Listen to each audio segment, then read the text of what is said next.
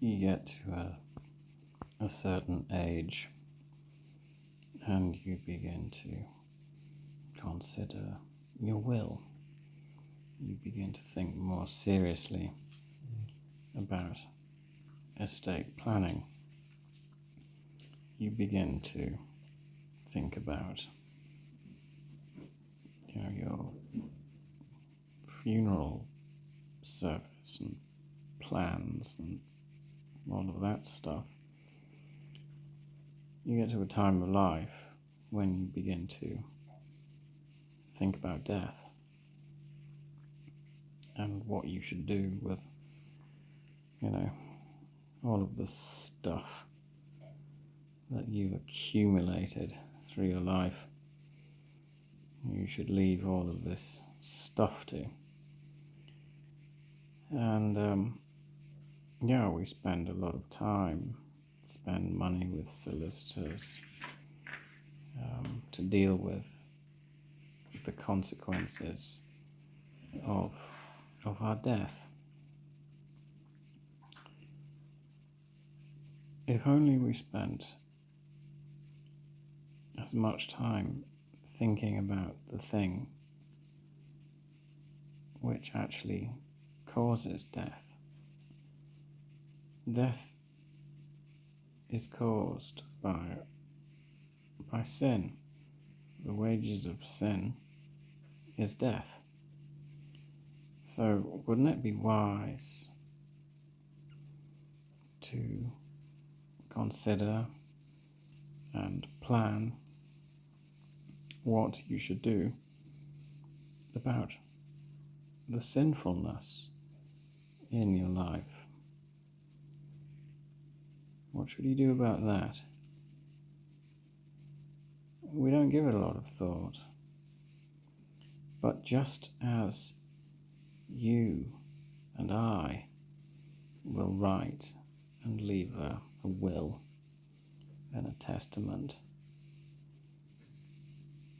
to those that we leave behind,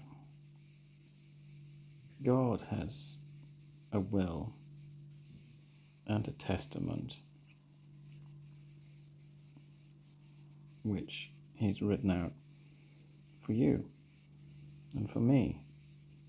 There's a series of covenants and a whole heap of promises regarding His plans and purposes for our lives.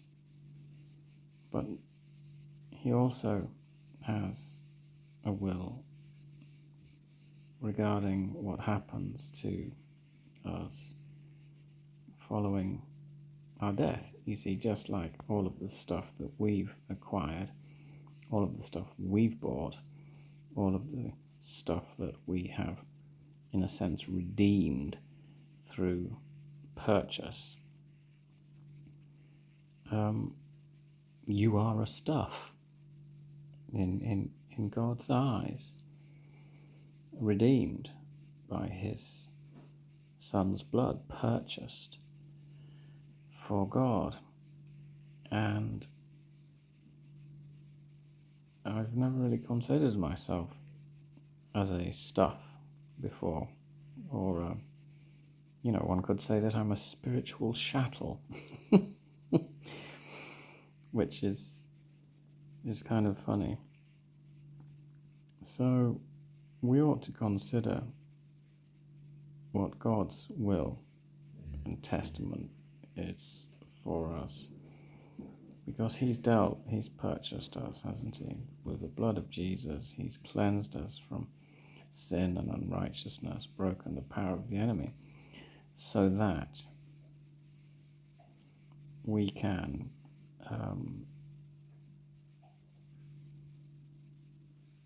be provided with a means of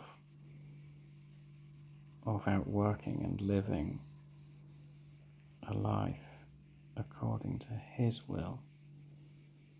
So the cross on which Jesus died is a kind of it's kind of like estate planning, really.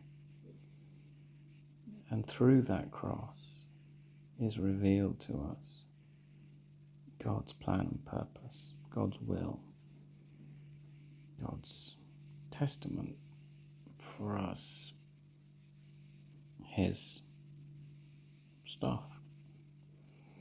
We belong to Him. So, if you've not written your will, get on with it. But also bear in mind that depending upon your relationship with Jesus, God has a will written about you. So just like we make choices for those that we leave behind, He too, God, has made choices regarding us. The good news is that He allows us to participate in that choice, in the. I'm trying to say, I'm tired. In the sort of destiny of that choice, you get to decide how you are distributed. Are you distributed with regards to sort of heavenly, a righteous resurrection, or is the will that's written over your life a resurrection of the wicked? So you've got a little bit more to think about when you're planning your own estate, because you must bear in mind that you and we are part of God's estate. We are His inheritance, if you like. Well, not if you like, that's what it says. And so you need to plan for that too.